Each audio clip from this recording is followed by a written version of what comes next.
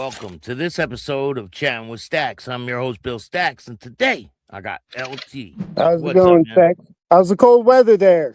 It sucks, man. Thank you for joining me. I appreciate you taking the time. Oh, no problem. A lot of people might not know, but you are pretty high up within the Satan's Choice Motorcycle Club in the U.S., and I want to get a little bit of background on you. Like, where were you born and raised, and what was your early life like? Well, I was born in New York. Typical Italian family. My dad, he was a biker, and we grew up in that biker lifestyle. It was actually a lot of fun, with him. But we were poor. Background on that. So everybody says that they grow up rough. We grew up rough too. But is what it is. It made me a better person, to be honest with you. So where does your life go from there? What was your goals in life? What did you want to do when you were younger? When I was younger, all I did was always get into trouble, always fighting, having issues with that kind of thing. The only thing that would be for me anyways, I joined the Marine Corps. Once I joined the Marine Corps, I had a ball doing that, and there, I was part of recon, which is 0324 and 0325, and that was my brotherhood that led me to where I'm at today. How long did you stay in the Marines? I did the typical 4 and 2, just the 4 years in, active duty, and then 2 years in active duty. Did you go anywhere crazy during your experiences with the Marines? The typical, we went to Japan, Korea, Vietnam.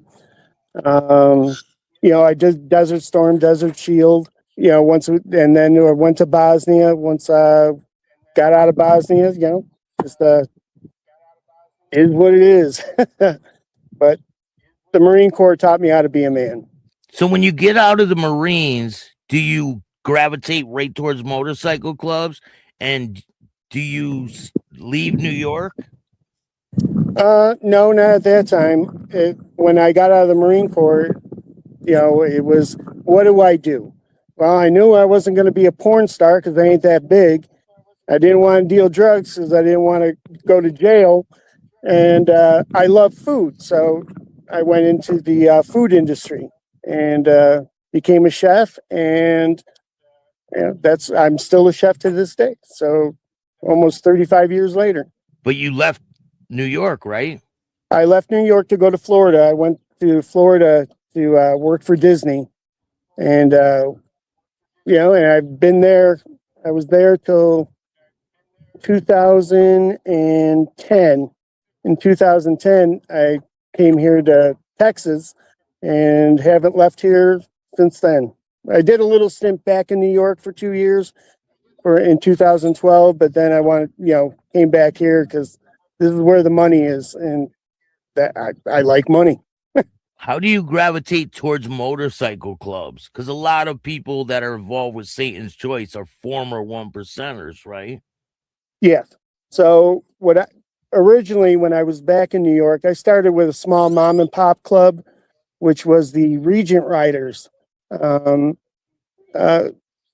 It was Mary Jane and her husband Dick had this. Their son was, HA. So it was one of those, kind of things where I got to know those guys.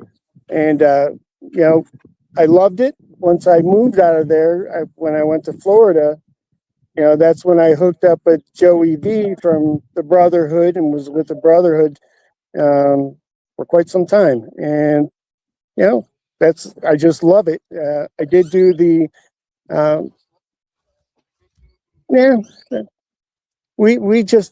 it was a good time. It was a good time. Can't say anything bad about it. What was your prospecting period like for the Brotherhood? So with them, it was roughly about almost a year and a month, with them. If they thought that you were ready to move up, I wasn't ready. They asked me when it was 8 months in. I was like, nah, I'm not ready yet. I need to stay prospecting a little bit longer. And they understood that. And I just, at that time, didn't want to make that 100% commitment because their typical club is first. And didn't know if I wanted to do it like that. And then finally, when I made that decision, everything was great. And it was about a year and a month. And it's a big commitment to be in a 1%. Is Brotherhood a 1% club? Yes, it is, and it's huge commitment. I mean, it's monstrous. And most people don't understand that. They think that you're in a 1% club, you're part of a gang, or you're dealing drugs, or stupid BS like that. And that's not what we were about. Did things happen? Well, there's bad apples in every basket. Doesn't mean the club is full of bad apples. So what was it like when you finally get your patch? Oh God, that was the greatest day of my life. I mean, honest and truly, just the hugs, just getting to talk. I knew these guys before, but they didn't give me the actual like family experience until I got that patch. Once I got that patch, it became, phone calls. What are you doing? This kind of stuff. Not that I have to work. When I'm prospecting, I'm working. Now it's totally different with the patch. And it was come on, let's go out for a ride. Let's take off. Let's do this. Man, it was just so much fun. And I enjoy it. And, and we stood our ground. We didn't have a problem with really anything. Somebody, popped off. We popped back. Just how it works. Now, how long do you stay with that club for? I was with Joey. Well, let's see, almost 8 years. And when you move to Texas, do you stay with them? No. So when I moved to Texas, obviously this is very dominant red and gold, and there was just not really anything out here that I didn't like. The people, I didn't like the culture, didn't like how they would do anything. I would go to their open houses and talk to them. I wasn't a hang around or anything like that. I just talked to you first. If I didn't like what you were about, I walked away. And at that time, then I joined Black Ops, which is a military club, and that's how I got back into the club life. Is when I joined them. Do you lay down your patches with Brotherhood, and do you tell them I'm not going to be with you guys anymore? What was that like? Yeah, I mean, I'm moving. There's no support out here. There's none of that kind of stuff, and they're not out here. So it would just be better off for me to just give them back the cut. And if I ever move back, I'm back with you. But once you make a commitment to join another club, that means all bets are off. There is no going back, right? Correct. It's a new family, and that's how I looked at it. And I'm not going to move. So that's how it stayed with that. We ran into a problem with, the bandits when I was in Black Ops, and they gave us the blessing to be there. They just wanted us to wear the cookie, and Black Ops was a standalone club, and they blessed us. They let us do it, and they gave us the okay. And did they wear the cookie or no? No. At that time, later on down the line, they said every new club that's coming into Texas has to be a support club for the bandits. But when they started Black Ops, they said no cookie, no none of that stuff. And they were okay with that at that time. Later on, they did ask. They didn't ask, they told. And it's pretty much when that folded. Black Ops did fold. Oh, they did? Yes, sir. And now, at this time, did you already meet your wife? No, my wife passed away in 2015, and oh, I knew her before that. We were together. What was it? Almost 30 years. So I knew her from high school. Wow. Yes, sir. What transpired? Like, how did that even transpire? If you don't mind talking about it. It's a tough one. So back in 2015, I was, we were living outside of Dallas, and it, um, I came to West Texas, this Midland, Odessa area, and while I was gone, taking care of my stuff here, um, my wife did get in, she got into drugs. The guy that she was buying from broke into our house, beat her in the head with a baseball bat, and killed her. Wow. And he was a part of a club, right? Yeah, he was a support club for the bandits. So when you are you in a club at the time when this all transpires?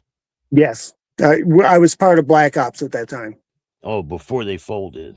Yes, they folded in 2023, 24, 2024, the beginning of 2024. Do you want to tell me about when you got the phone call? So I'm out here. I get a call from one of my brothers saying, "Hey, man, you got to get back here." I'm like, "Why do I need to come back? I'm taking care of business out here. I got to take care of it." They're like, "No, you got to get back here right now." I'm like, "What's going on?" They don't want to tell me. I'm like, "Listen, I'm not leaving until you tell me what's going on." They told me that my wife died. They wouldn't tell me how. They just said that she was killed inside the house. You need to get home. I'm like, what do you mean she was killed inside the house? What are you talking about? And we got Rottweilers, so you just aren't walking into my house. They said, oh God, I remember when Bear told me, he's like, dude, your wife was killed. She was murdered. Get home. So I get on my bike. It's a 5-hour ride. I made it back there in probably about 3 hours with 2 gas stops. The police knew I was coming. Obviously, somebody told them I was on my way. I hit Malloy Bridge, and as soon as I hit Malloy Bridge, the police stopped me on the. They stopped me right there at. I forgot the name of that darn street, but they stopped me on Malloy Bridge, and I was packing. I had more guns than you could shake a stick at, and legal. I'm legal. They're just like, no, you can't go over there. I didn't know what was going on. So the lieutenant there in Seagoville, this is where that happened. The lieutenant that was there said, um, let's talk. Let's go over here. I want to get to the house. I want to know what's going on. So I get to the house. They take me first to the police station, which is probably about a quarter of a mile. They then explain to me what happened. The guy that killed her, they shot him in my walkway that leads to the front house, and they killed him because they took away what I wanted to do. Did it ever come out on why he did this? Man, at the end of the day, it was all about. I mean, my wife got mixed up with me. That's why I'm totally anti. I don't care if you smoke marijuana, but I'm totally anti. And I don't know exactly. The only 2 people that know are both deceased, and just know it had to do with something like that because she was buying the drugs from this guy. After my little investigation stuff, she was buying it from him. He was the drug dealer, and that's what happened. And then you got to clean up the mess, basically, right? Or pick up the pieces. Well, yeah. I mean, we had our kids. That was tough because my son Michael and my other son Josh, they weren't home, and I had to get there first. They showed up before I did, and of course they don't know what's going on, and the cops wouldn't tell them. And I had to talk with them later on at night when I maintained my composure. Wow. It's still hard for me to talk about because it's a tough pill to swallow. No, I'm sorry for your loss, man. That's a terrible situation. Yeah, beautiful woman, absolutely beautiful woman. Now, after that happens, you're still a part of the club. How does the club fold? So what was the club? The club folded because we don't want to represent the Banditos. We just don't. And where we're located, there's 3 clubhouses all within 30 miles. And when, we had a sit down with them, it was at that time, it was myself, my sergeant at arms, and my VP Batman. I was the president for the Odessa chapter. We just didn't want to be part of that, and we're not going to support them. We'd never joined the COC. We wanted nothing to do with that. We wanted to be a standalone club. We didn't cross any lanes. We didn't bother anybody, but that's what they wanted. They wanted us to wear the cookie, and we said, you know what? We're not going to do that. We're going to walk away from this. We can still be brothers. We don't have to have a patch on our back, nor are we going to represent, red and gold. And I wouldn't represent red and gold. It's wild that what that guy did to your wife. He was a part of a support club for them. Yeah. Right? That's yes, sir. Insane. How do you get introduced to Harley and find out about the Satan's Choice? So really what it was, and I'm going to be perfectly honest with you, I was intrigued with what he was saying. I didn't really like all this internet bullshit because, I'm thinking this has got to be a scam. This has got to be something bad. You know what I mean? And, I asked questions. I wanted to know, listen, are you guys a mail-in club? Are you, it seems like you're doing these patches and you're just mailing them out. What are you guys really about? Because what you're saying is, this is brotherhood, and, we're just about riding and stuff like that. And I wanted to know more. And I actually had a telephone call. I was on the phone with Harley for about 3 hours. And when he explained it to me, because everything that's out there right now is not even remotely how everything goes. And I talked with him, and he said, "What? Let's talk a little bit more about. I want to move to the States and bring Satan's Choice to the States." And I'm like, "Well, if you're gonna do it, it's got to be righteous." I said, "If you're saying, we got to pay to be in your club, I ain't going to do it. I mean, I just think that would be a bullshit thing." And he explained it to me. And you know what? He didn't lie. He told the truth.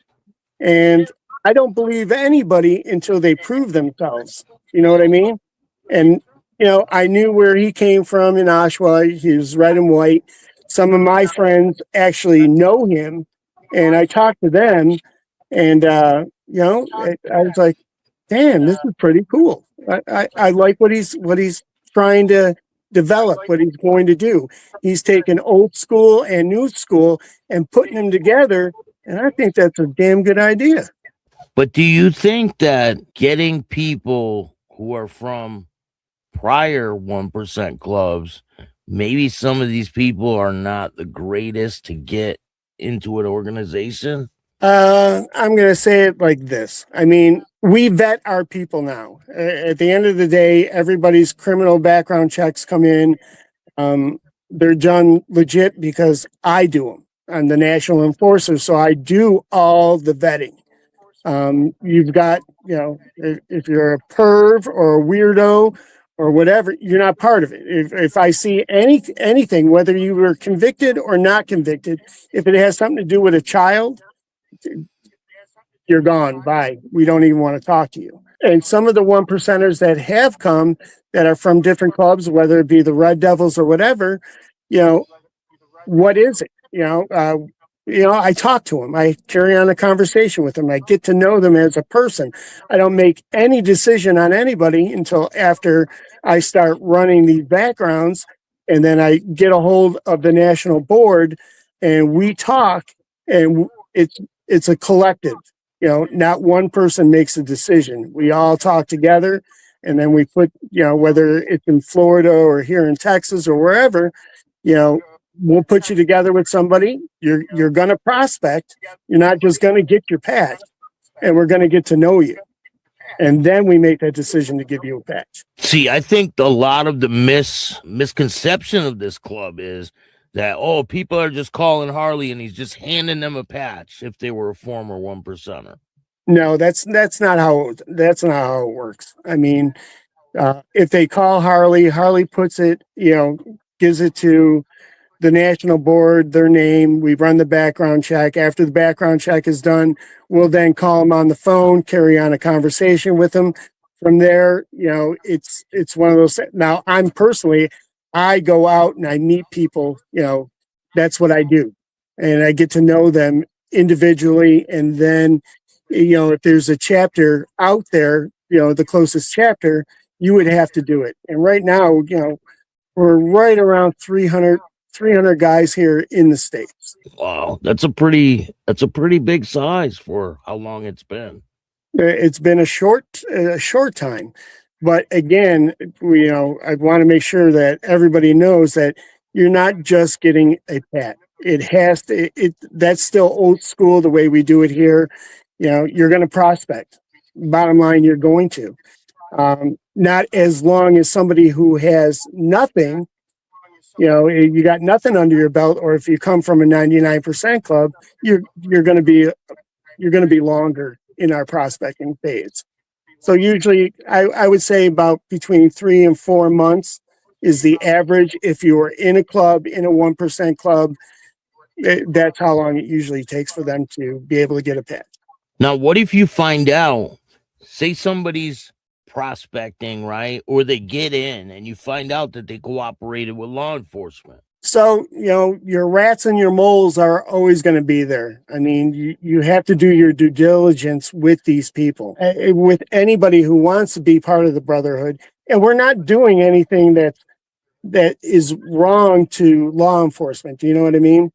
We're not out there creating that kind of turmoil and trouble. We're going by, at least I am, and everybody that's part of this, let's have a brotherhood. Let's not do the dirt that, everybody else is doing, and let's stay out of that. Let's do things that are legit. Let's be part of the community. Let's be part of, this family that you preach about. And that's what, for me anyways, that's what brought me, is that brotherhood. And the way everybody calls me, and we just shoot the shit. And, hey, let's get together this summer. Let's make arrangements for everybody to get, let's have some fun. And I like it where I'm not being told this is mandatory, this is mandatory, this is mandatory. The runs like that, we're going to do it where if you want to come, let's say we do a national event. We would like everybody to come, but we understand that not everybody can make things, and we're not going to hold them to that kind of standard. Is there a standard to be part of the club? Absolutely. But, if your kid is sick, your wife is sick, whatever, we're going to let you stay home. We're not going to make you come. But what about you live in Texas and the bandits tried to get you to wear the cookie in the other club that you were in, and you guys just walked away? What happens when they come and tell you you're putting a cookie on that cut? We're not going to, and we're going to stand up to what needs to be done. So like where we're at right now, there's 14 members, and then we have 10 prospects. We're going to stand and fight. I mean, bottom line, that's part of this life. If you're going to cower down and be a pussy, then you're kind of shit out of luck. You shouldn't be part of this club. You shouldn't be part of this lifestyle. Go join a 99% club. Go join a mom and pop club. Do that thing. But, you got to be able to handle yourself. And that's what we do. Because I think some people think that they can just pay some money and that they'll get handed a patch, right? No, a lot of people think that. So a lot of the calls that I get, they're not ready for what I have to say. And bottom line is, you have to do it right. We got to vet right. We have to do everything right. And that's how your brothers are, Do it the right way, you never have a problem. Do it the wrong way, you're going to have problems left and right. In these other states where certain clubs are dominant, what happens when they go to them and say, you're putting a cookie on your patch for whatever club is dominant in that state? Because there's some states where other clubs are more dominant, you know what I mean? All over the country. Well, the only people we support are our clubs.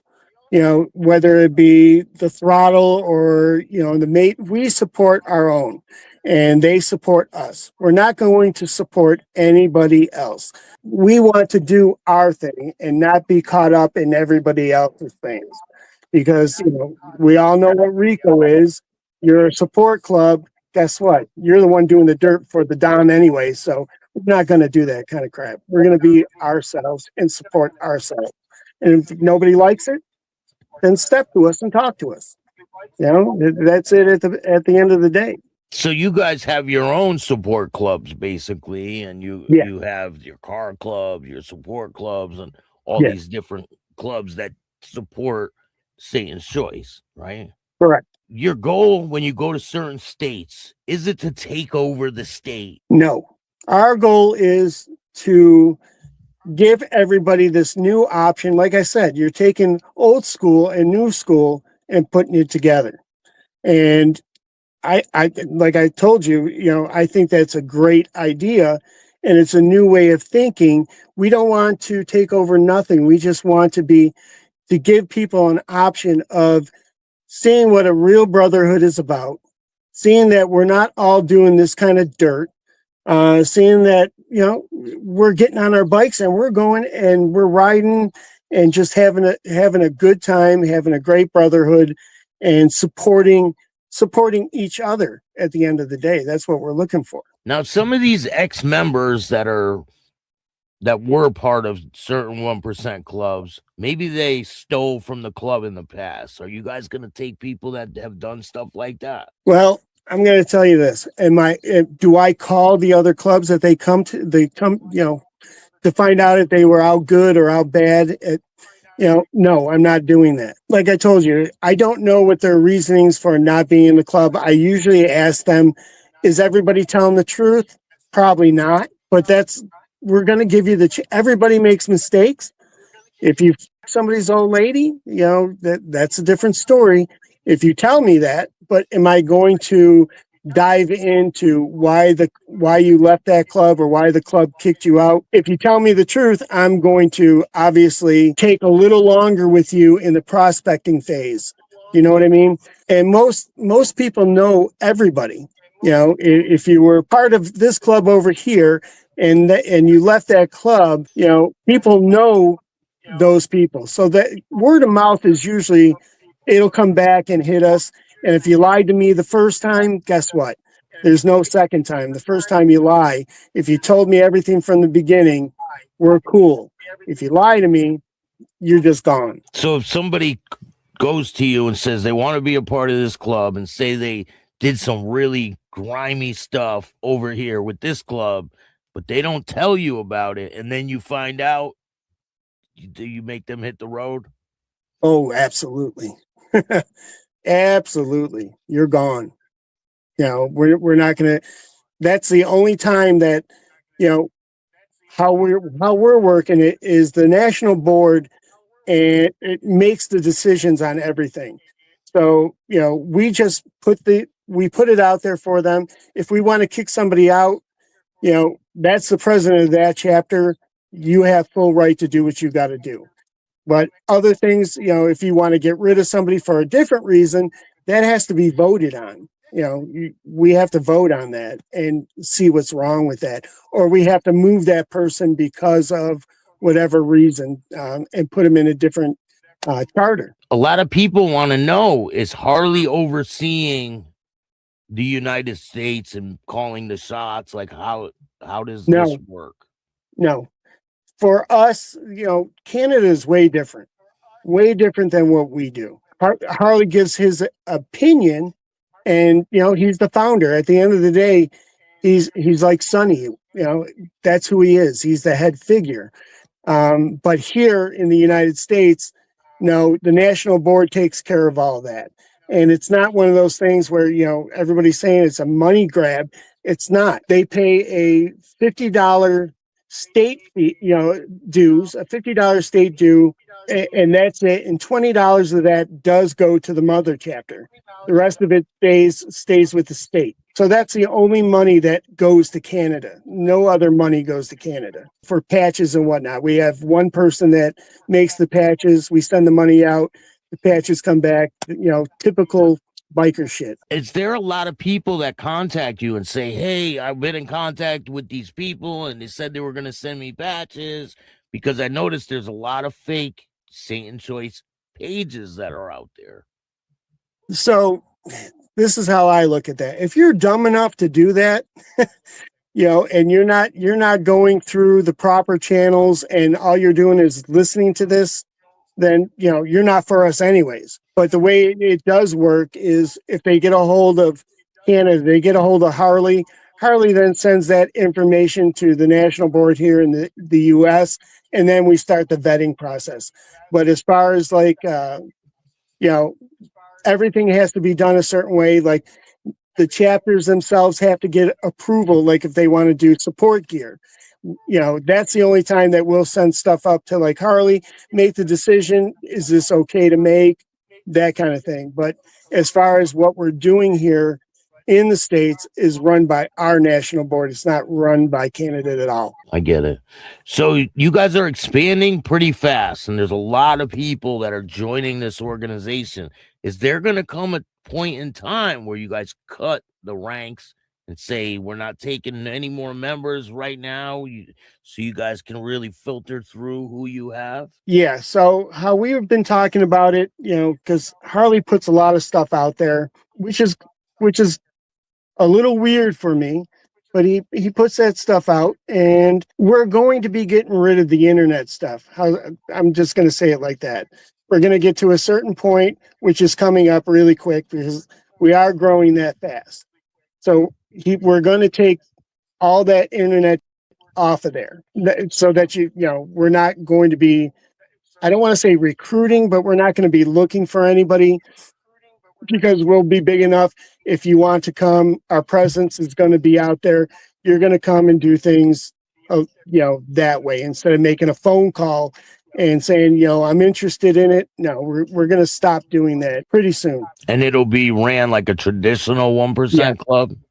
Yes, sir. What do you guys have planned for the future, and what direction do you want this club to go in? The direction is pure brotherhood. At the end of the day, I want to be able to trust the guy to my right, trust the guy to my left, and just, as we grow, those are the people we're looking for. Those are the people that we want. That guy that I can call up at 3:00 in the morning and say, hey man, I've got an issue, and they're there. That's how we're looking. That's how it is. That's what we want. We're never going to, start doing stupid. Now there'll be, like I said, there's bad apples in every bunch. We're going to run into that. Everybody runs into that. I don't care how well you vet, you're going to run into it. And, you're going to have to roll with the punches at that, and do what you got to do. Now, people have been talking recently. A few members have left up there in Canada.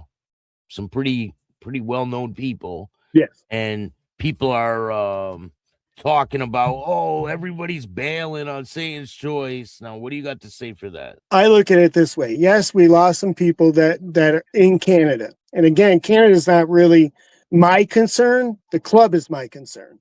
So, those people that left, so 16 of them left, but Harley got 30 in, within what, a day and a half. So he lost 16 people. Now, he still has relationships with them. Hey, that's great. Keep that going. But, it's, I'd rather get this done now and lose who we got to lose so that we don't lose anymore. And we don't have that cancer that's eating up inside, other people. A few people walked away in Canada. Did people leave in the United States? Because of that? No, sir. Have we gotten rid of a few people? Yes. So if you talk to me and you say, "Oh, I'm iffy. I'm on, I don't know what to believe. I don't know what to do." I'm just going to send you packing. If you're on the fence with this, you're not for us. You got to go somewhere else. We're here for a brotherhood, and that's all we're here for. Let's have fun. Let's get on our bikes. Let's do that thing that I've missed, my whole life. That family structure. Even though the Marine Corps gave me that family structure, the brotherhood gave me that. This is different. It's just so hard to explain. Like when I go to bed at night, I can sleep and not worry about anything. With anybody else, you go to bed and you're worrying about what just happened. Who am I fighting with? Who am I going to do this with? And I look at it as I'm not crossing into anybody else's lane. I'm not going to disturb anybody's business because I'm not here to make that business. I'm here for the brotherhood only. I believe that the internet is good and bad, mostly bad, because everybody takes everything out of context and they just make things up or they say shit, whatever, and that's why, talking with you, you've been righteous with everything that I've ever seen you, put out there. You're not on anybody's side. You're just reporting the fact. And that's why I'm talking to you. And that's what I try to do. I try to bring what's going on to the people. Well, I look forward to seeing what you guys got going in the future. I wish you guys nothing but success. And do you want to give anyone a shout out before we go? Yeah, as a matter of fact, hopefully I made you proud. All we want to do is put out the right information and let everybody know we are not a mail-in club. At the end of the day, we are doing things the right way. Harley agrees with everything that we're doing here in the States. Are we going to be exactly the same as everybody else in each country? Because Harley's just growing in Asia. He's growing everywhere. And just, love you guys. Appreciate you, man. Thank you. All right, Staxx. It was good talking to you. Definitely. If you like this show, hit the like button, subscribe, hit the notification bell so you can get my videos every time they drop. And if you don't like this show, too bad. Start your own podcast. Peace.